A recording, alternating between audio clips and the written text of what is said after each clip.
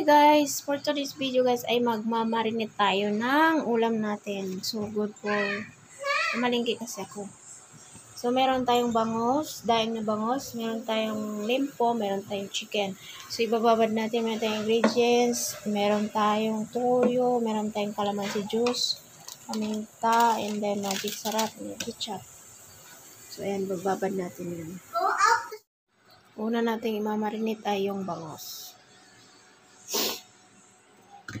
Lalagyan natin ng siyempre suka. Ayan. Siyempre lalagyan natin ng bawang. Ayan. So dyan lang ako maglalagay ng bawang. Ang ating daing. Siyempre lagyan natin ng magic syrup. Magikin natin ang ating magic, and then paminta, pepper. Hirap mag-video na mag-isa guys. Ayan, lagyan natin ng paminta yan. At syempre, lalagyan natin ng calamansi juice pangtanggal ng lansa.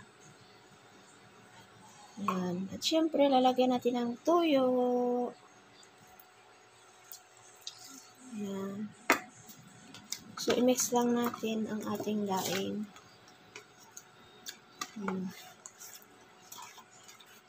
I-mix lang natin siya.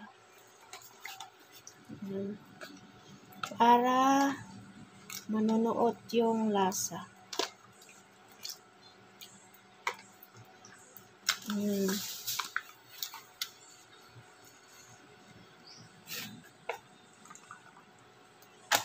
So, ayan na siya guys. Takpan na natin. At ilagay sa ref. Ilagay natin sa ref.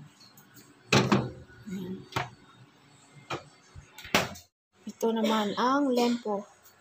Siyempre, una, lalagyan natin ng pepper. Ganun lang ako mag-marinate guys. Sabay na rin natin to.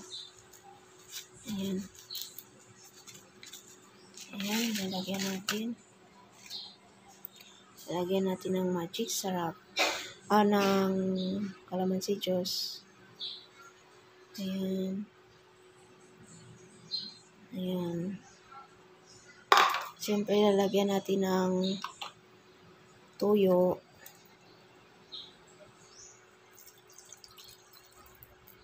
Ito rin, lalagyan natin ng toyo. Tsansa lang. Tsansa lang natin yung toyo. Ayan.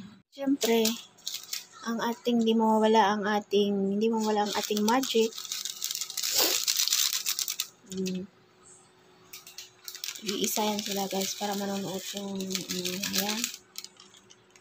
So, haluin lang natin. Mix. Malinis naman yung kamay ko.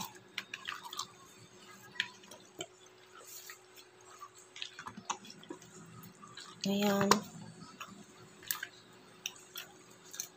Mix lang. Kabila din mix. Ito chicken yan guys. Kasi ano natin yan Mang Inasal. Chicken Mang Inasal. So, everyday, iba-ibang potaki. Hindi lang to isang lutuan guys Araw-araw, iba-iba. Ayan, mix lang natin para manunuot yung sarap. Mix muna natin. So, next natin gagawin ay maglalagay tayo ng ketchup. So, maglalagay na tayong ketchup.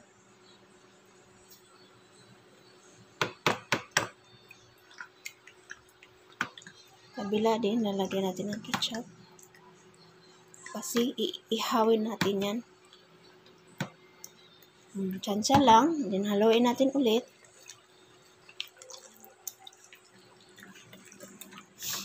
Naghugas naman ako guys. Malinis ang aking kamay.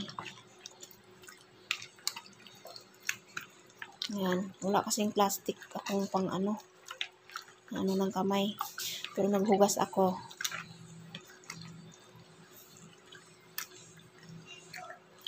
So, tikman natin. Sarap.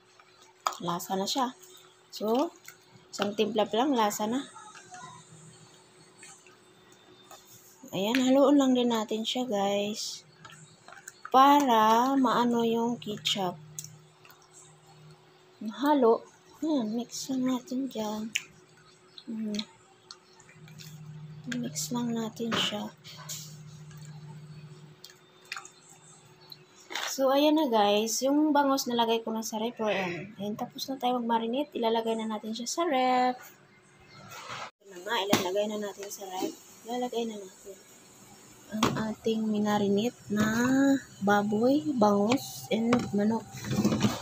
So, dyan lang yan siya guys. Di ko na talaga yan sa freezer. Kasi nga, mas maganda pag dito sa baba. Ayan. Lagay natin siya dyan.